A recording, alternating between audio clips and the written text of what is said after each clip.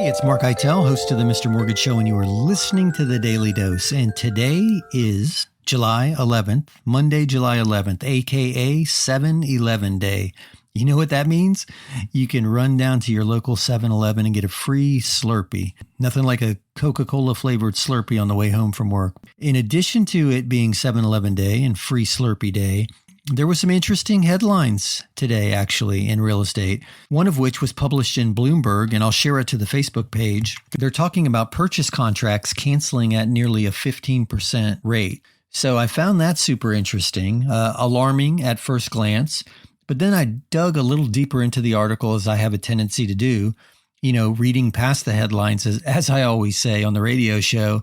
I found that 1 year ago in June and July of 2021, we were seeing cancellations at an 11% rate. So we've gone from 11% to just under 15%, which is a pretty significant jump. But here's the thing that I find super interesting. In the summer of 2021, we were seeing all of the foolishness on the buyer side, paying over asking price, waiving all contingencies, including inspections, including appraisals, including finance contingencies. Why is that relevant? Because those are all the contingencies that would give a buyer the opportunity and the right to cancel. And even then, contracts still canceled at an 11% rate. Now, in July of 2022, as the market continues to transition into what we class as a more normal market, meaning, equal negotiation power and equal opportunity on both the buy and sell side, we're seeing a 15% cancellation rate. So I'm super curious to know, are we canceling now because buyers have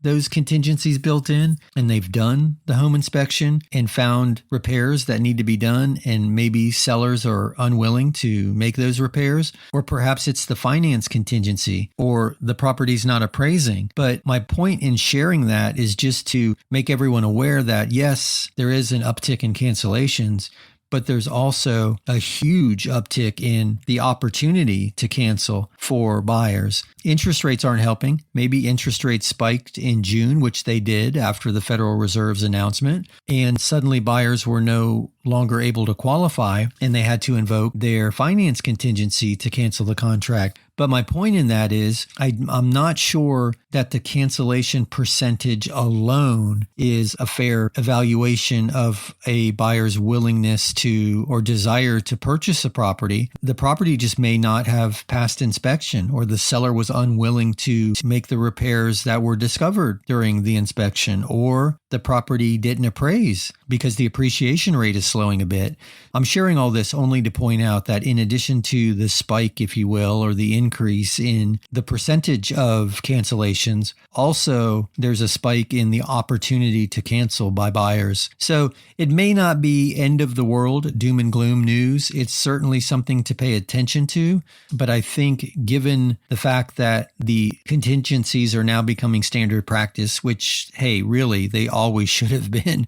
You should have always had a right to appraise or to inspect a property. But anyway, now that we're seeing that re-enter the market as a more standard procedure, I think it's safe to say we're going to see more cancellations just as a product of that. But interesting news nonetheless. We're certainly going to watch it as we watch any indication of a market transition. But that's all I have for you today on 7-Eleven Day. I think once we finish recording, I'm going to run out and get my free Slurpee. But hey, again, my name is Mark Eitel. This is the Daily Dose. We do this each day. We try to cover just one topic. If you found any of this interesting, I'd love for you to listen to the radio show.